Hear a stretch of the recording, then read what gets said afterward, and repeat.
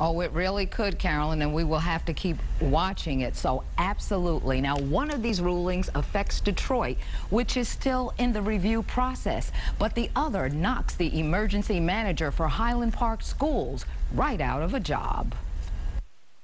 The citizens were shut out of the process, and they should have been an active participant. Robert Davis and attorney Andrew Patterson called their doubled win in a Lansing court today a monumental victory for democracy. It forces emergency manager Jack Martin out of the Highland Park School District. Specifically, the judge isn't ruling against the emergency manager law itself, which Davis is going after separately.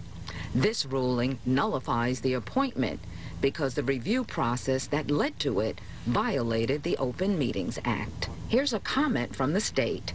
At this time, we do not believe the ruling affects the appointment of Jack Martin. We are closely reviewing today's ruling and consulting with the Attorney General to determine appropriate next steps. I'm looking forward, along with my learned counsel here, and arguing these particular points of argument at the lower court and in the appellate court and hopefully in the Michigan Supreme Court. Neither Jack Martin nor the superintendent of Highland Park Schools was available for comment today, but parents we spoke with are not keying in on the legal battle. They're concerned about the enrollment at the three schools plummeting to below 1,000 students. We don't have enough of kids here. And if they have the kids, then we can be able to get the programs that's needed inside the school for the kids to stay inside of the school. And they're worried the failing Highland Park School District may close and force the transfer of students to the struggling Detroit district. It's a lot of dropouts anyway, so once they have to transfer schools, a lot of them gonna drop out. So they shouldn't do that. Just help them. And so the ruling that affects Detroit says the review team must meet publicly, and that could force the entire process back to square one. But here's the ripple part.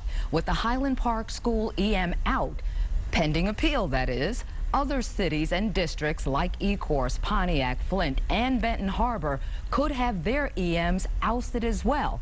Of course, someone there would have to challenge it, but it would come before the same judge, and Carolyn and Stephen, the judge will make the same ruling. Wow, so at this point, what about the future of the emergency manager law itself?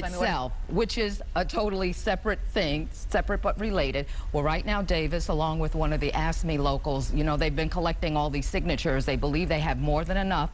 They're going to march on Lansing. They're going to present these signatures and then try to get it on a ballot. Believe they have enough for a ballot, for it to go on the ballot. Just the process of that happening previous to the vote would put a pause on all EMs. All of them in all of these cities, and wow, leaving a lot of parents and students maybe in limbo, yeah, if they're in such trouble. Yeah, and citizens, of course. Absolutely. All right, we'll keep an eye on it. Thanks.